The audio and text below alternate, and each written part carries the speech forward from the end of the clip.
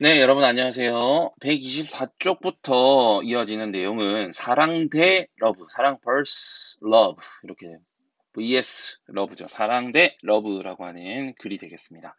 설명문이고요. 설명문이다 보니까 어려운 내용은 없습니다. 설명적이고 예를 많이 듭니다. 그래서 예시를 통해서 증명하는 예증적이다라고 하고요. 그다음에 묘사를 좀 하는 부분도 있고요. 그다음에 이제 제재는 우리말에서 사랑을 표현할 때 담화관습을 보여줍니다. 그래서 예시로 우리 작품들을 좀 많이 들여서 보여주고 있는 그런 글입니다.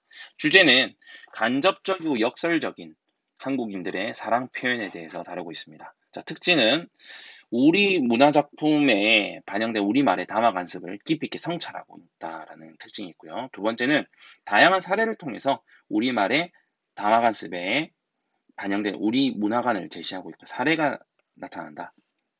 다른 대상과의 비교를 통해서 한국인의 사랑 표현의 어떤 특징 이런 걸 좀 잘 나타내고 있다라고 하겠습니다.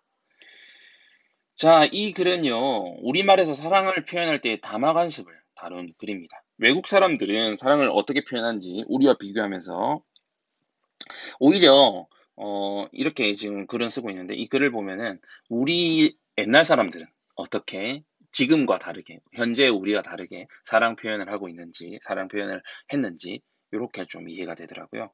예. 그래서 옛날 우리나라 사람들에게 문학을 통한 담긴 그런 담화 관습을 주목하면서 한번 읽어보도록 하겠습니다. 자, 제목은 사랑 대 러브라고 했는데 어떤 의미냐?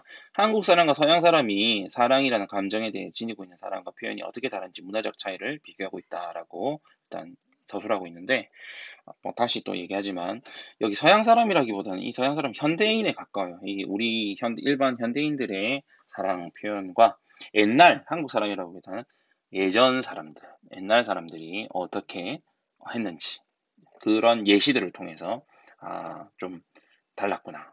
담화 표현이 다르구나. 담화 관습이 다르구나. 이렇게 이해하면 되겠습니다. 자, 처음, 중간, 끝으로 되어 있는데요. 중간이 하나, 둘로 되어 있습니다. 그리고 처음과 끝 이렇게 구성이 되어 있습니다. 총 4단 구성으로 이렇게 보시면 되겠고요. 여러 작품들이 나오는데 대표적인 작품이 일단 송미인곡이 보이고요. 송미인곡 정철의 가사 작품인데 나중에 또 배울 기회가 있을 겁니다. 송미인곡이 나오고 그 다음에 나오는 게 박경리의 토지가 나옵니다. 이건 현대 소설이고요.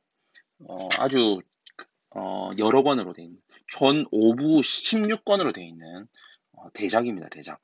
그런데 그 중에서 이제 일부를 또 보여줄 거고요. 그리고 김정희, 추사 김정희 들어봤죠? 김정희의 도망시, 어디 도망간다는 얘기가 아니라 아내를 잃고 쓴 시, 이렇게 예시를 들어서 총 3개를 예시로 듭니다. 자, 한번 살펴볼게요. 처음에 내용은 한국인의 사랑관에 담긴 담화관성의 특징을 말하는데 말로 표현하지 않는다라는 특징이 있다는 겁니다. 자, 한국의 옛 이야기를 분류해보면 다른 주제에 비해 사랑에 대한 이야기가 아주 빈약하다. 이는 유교와 불교 전통이 중용과 절제, 은근과 끈기로 표현되는 한국적인 사랑관에 크게 기여했기 때문이다. 그리고 아름다운 여인을 보고 아름답다고 표현하는 것은 예의에 어긋나고 금기시하는 그런 경향이 있었다라는 겁니다. 첫 번째 문단이고요. 두 번째 문단은 I love you는 영어권에서라면 하루에 몇 번씩 들을 수 있는 일상어입니다. 자, 대조를 하고 있죠. 일상적인 영어권 사랑 표현이 일상적이라는 겁니다. 하지만 한국인에게 저를 사랑하세요? 네, 저는 당신을 무척 사랑합니다. 이런 식의 대화를 나눈다는 것은 어색하기 짝이 없는 일이다. 예를 들어서 정철의 송미인곡, 한국의 옛 이야기가 첫 번째 예시가 나왔었고 작품으로 구체적으로 나온 거는 정철의 송미인곡이 이제 첫 번째로 나온 거죠.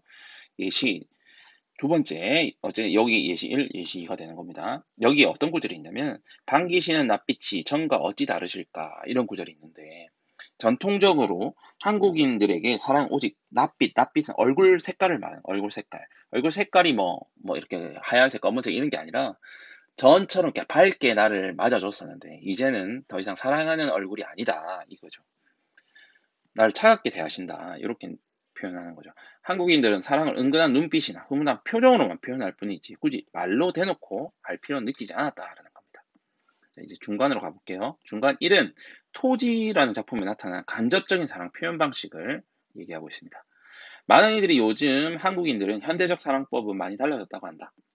표현하지 않는 사랑은 사랑이 아니라고 얘기하고 광고 옛날 유명한 광고에 사랑은 변하는 거야 라는 그런 것처럼 이런 말도 있다. 그러나 한국인들은 여전히 박경리 소설 토지에 등장하는 월선이와 용의의 사랑처럼 은근하고 지속적인 사랑에 깊이 감동한다. 그래서 한국인의 사랑법 사례 1을 들고 있습니다. 자, 그러면서 이제 인용이 되죠. 여기서부터. 용은 다 죽어가는 월선을 내려다봤고 월선은 그 모습을 눈이 부신 듯 올려보았다. 오실 줄 알았습니다. 삼판일 끝내고 왔다. 용이는 속삭이듯 말했다. 야, 그럴 줄 알았습니다. 임자, 얼굴 가까이 얼굴을 묻는다. 자, 여기 그림 보이시죠? 그리고 떤다. 자, 이제 여자가 죽어가고 있습니다. 여주가. 머리칼에서부터 발끝까지 사시나무 떨듯 떨어댄다. 얼마 후 그 경련은 멎었다. 다시 부르죠. 임자, 야. 자, 이게 서양이라면 어떻게 해야 된다는 겁니까? I love you라고 얘기를 해야겠죠. 이제 죽는 순간에 사랑을 표현을 해야 될 텐데 그게 아니고 가만히 이렇게 얘기했다. 가만, 야 하니까 가만히 있어 이거죠. 이게 경련을 하니까 이불 자락을 걷고 여자를 안아 무릎 위에 올린다. 쪽에서 그러면서 이 쪽은 뭐냐면요. 여기서 쪽은 여기 아래 있네요. 시집간 여자가 뒤통수에 따서 틀어올려 비녀를 꽂은 머리털 이게 쪽입니다. 여기서 비녀가 떨어졌네요. 비녀가 떨어졌습니다. 쪽에서 가느다란 은비녀가 방바닥에 떨어진다. 월선의 죽음을 상징하고 있는 그런 소재인 거죠. 위에다 꽂혀 있는데 떨어졌습니다.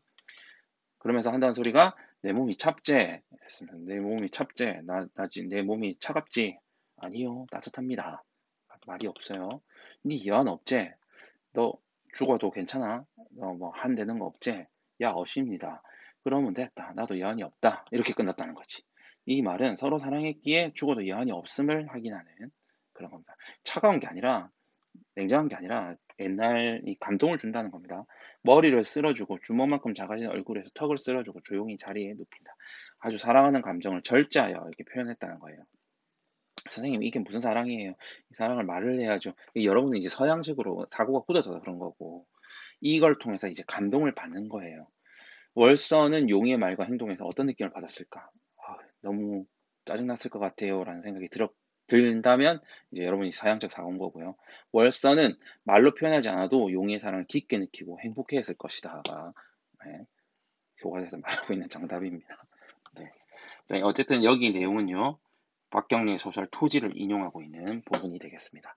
자, 그 다음 평생을 그리워하던 사모하던 여인이 죽음을 맞이하는데 사내는 끝내 사랑 표현하지 않는다. 그래도 그 여인은 아무런 미련 없이 원망 없이 죽는다. 진심으로 절절하게 사랑했길래 여한도 없다. 자, 이렇게 중간 1이 끝났고요. 자, 중간 2로 가보겠습니다. 도망시에 나타난 역설적인 사랑 표현 방식에 대한 이야기를 합니다. 도망시는 아까 추사 김정희의 시인데요. 자, 볼게요. 서양인들이 한국인들의 사랑관을 더 정확하게 알려면 반드시 역설을 이해해야 한다. 자, 역설은 우리가 시에서 많이 얘기한 역설적 표현, 역설법 이런 걸 얘기하는 겁니다. 서양인들은 상대적으로 더 직설적으로 표현하는 경향을 보이기 때문에 그렇다는 겁니다. 역설은 표면적으로는 이치에 안 맞는 듯 하나 실은 그 속에는 절실한 뜻을 담고 있는 수사법을 일컫습니다. 독자들은 발화된 표현적 의미가 아닌 그 언어가 뜻하는 다른 것, 이걸 이면적 의미라고 합니다. 이걸 이해해야만 한다라는 거죠. 시와 그림, 글씨 등의 천부적인 재능을 발휘했던 19세기 조선의 문인화가 추사 김정희는 헌종 6년에 제주도로 유배간 뒤에 병약한 부인 예안 이 씨가 걱정되어서 편지를 40여 통 주고받는 아주 그런 다정한 남편이었답니다. 이 씨 부인은 추사 김정희가 제주도로 귀환 간 지 2년 후인 1842년 11월 13일에 세상을 떠났는데 그런 그 사정을 알지 못하는 채 별세 이튿날인 14일과 18일 연달아 부인 앞으로 편지를 보냈다고 합니다. 부인의 부고를 2달 뒤 아내가 죽고 그 당시에는 뭐 편지가 얼마나 빨리 왔겠어요. 2달이면 꽤 빨리 온 거네요. 제주도까지. 사람이 죽음을 알리는 그 부고를 2달 뒤에 알게 됐다는 거죠. 1월 15일 제주 땅에 도착했고요. 추사 김정희는 뒤늦게 부인의 별세 소식을 전해 듣고 엄청나게 애통했다고 해요. 그리고 도망시, 아내의 죽음을 슬퍼하며 지은 시를 썼는데 이제 한국인의 사랑법 사례 두 번째가 되겠습니다. 이 시에 담긴 사랑을 읽을 수 있어야 한국인의 사랑관을 제대로 이해한다고 할 수 있겠습니다. 자, 추사 김정희의 도망시를 인용하고 있습니다. 요 옆에 한자 이런 건 절대 안 물어봅니다. 그냥 요걸 갖다가 요렇게 옮겨놨어요. 어찌하면 월화노인 시켜 저승에 호소하여 내세에는 그대와 나 자리 바꿔 태어날까. 그러니까 월화노인은 부부의 연을 맺어준다는 그런 전설 속의 인물입니다. 근데 이 월화 노인한테 호소를 해서 나랑 당신이랑 바꿀까 자리를. 그래서 나는 죽고 니는 이 땅에 남아라 이거죠. 자, 시간적 거리를 느끼게 합니다. 어떻게? 죽은 사람과 금생은 내가 있는 곳, 내세는 저기 죽은 사람 아내가 있는 곳. 나 죽고 그대는 천리는 먼 곳을 말합니다. 나는 죽고 그대는 천리 밖 이 내세에 산다면 이 마음 슬픔을 그대가 알 터인데라고 끝난다는 거죠. 공간적 거리가 멀어요. 여기는 여기와 천리 밖 그리고 여기 나 죽고 그대는 천리 밖에 산다. 이 여기와 천리의 어떤 먼 거리가 공간적 거리가 느껴지고 여기는 시간적 거리가 느껴지는 1, 2행, 3, 4행이 시간적 거리와 공간적 거리에 대비되는 그런 모습을 보여주는 그런 작품이라는 거죠. 자, 어쨌든 이 시에서 얘기하고자 하는 거는 너도 한번 당해봐라 이런 느낌이 들죠. 여러분이 딱 보기에는 여기에는 저승과 부부의 인연을 맺어주는 신선의 월화 노인에게 다음 생에 다시 태어날 때는 서로 바꿔서 태어나게 부탁해서 상대방을 제주도처럼 천리만큼 먼 곳에 두고 먼저 죽어서 사랑하는 님을 먼저 보내고 얼마나 마음이 아팠는지 알게 하고 싶다는 애절함이 담겨 있습니다. 애절함이라고 합니다. 이런 걸 슬픈 마음을. 이는 글자 그대로 자신이 겪은 아픔을 복수하고 싶다 이런 뜻이 아니라는 겁니다. 자신이 먼저 죽은 부인을 얼마나 많이 사랑했는지를 보여주는 눈물 젖은 사랑의 시다라고 저자는 얘기하고 있습니다. 옛사람들은 사랑하는 이를 잃은 슬픔을 좀체 겉으로 드러내는 법이 없었다. 자식을 잃어도 아내를 잃어도 그 슬픔을 애써 삭히며 마음속으로만 오는 절제를 미덕으로 삼았기 때문이다. 하지만 조사 김정희는 가슴속 애끓는 슬픔을 도저히 억누를 길이 없어서 자신이 아내보다 먼저 죽는 복수를라도 꿈꿔보는 것이다. 속마음과는 다르게 말하면서 상대방에게 본인이 가슴속 깊은 곳에 있는 진정한 마음을 전하는 역설적 표현 방식을 접할 때 우리는 통념이 전복되면서 그동안 갖고 있었던 일반적인 생각이 전복되면 뒤집어지면서 나타나는 신선함을 느낀다. 뿐만 아니라 왜 아내에게 자신의 슬픔을 느껴보라고 했는지 그 이유를 곰곰이 생각해 보면서 사실 더 큰 감동을 얻습니다. 자, 이런 한자로 된 시를 한시라고 하고요. 칠언절구라고 합니다. 칠언절구는 무슨 뜻이냐면은 이렇게 네 줄로 된 한시를 절구라고 합니다. 네 줄로 된 거를 이렇게 말고 이렇게 8줄도 있어요. 예, 기승전결 우리 아까 배웠었죠. 기승전결. 근데 이걸 이제 기의 두 줄, 승의 두 줄 이렇게 있는 거는 율시라고 해요. 율시. 지금 안 나오니까 알 필요 없어요. 그 다음에 한 줄에 한자의 글자 수가 7개. 하나, 둘, 셋, 넷, 다섯, 여섯, 7개 있어요. 이런 걸 칠언이라고 하는 거예요. 예. 그래서 칠언 절구에 해당하는 한시다. 이렇게 하고요. 아내의 죽음을 얘기하고 있고 아내의 죽음에 대한 슬픔을 노래하고 있습니다. 도망은 죽은 아내를 생각하며 슬퍼한다라는 뜻이고요. 이로 인한 상실감을 노래하는 그런 시가 되겠습니다. 자, 이 부분 복수라도 꿈꿔보는 것이다라는 글쓴이 해석에 공감하는지 말해보자. 자, 글쓴이 해석에 공감한다. 김정인 아내를 사랑했기 때문에 자신이 먼저 죽는 상황을 가정해서 아내 이런 슬픔이 그만큼 크다는 것을 나타내고 있다. 이렇게 일시다반을 하고 있네요. 자, 이제 마지막 부분 끝으로 가보겠습니다. 끝은 한국인의 사랑 표현은 간접적이고 역설적이다라는 끝 중심 내용이 되겠습니다. 한국인들에게 사랑 표현은 직설적이나 표면적으로 드러난 방식이 아니라 간접적이고 역설적이다. 항아리에서 발효되는 된장이나 김치처럼 곰삭은 내적 깊이가 있는 그런 방식이기 때문에 다른 나라 사람들은 한국 문화에 대한 깊은 이해 없이는 좀처럼 이를 알아차리지 못한다. 왜? 다마관습에 해당 공동체의 문화와 지향, 가치가 반영되어 있기 때문이다. 라고 말맛으로 보는 한국인의 문화라고 하는 책에 수록되어 있는 그런 그 설명문이 되겠습니다. 자, 바로 이어서 학습 활동을 바로 그냥 갈게요.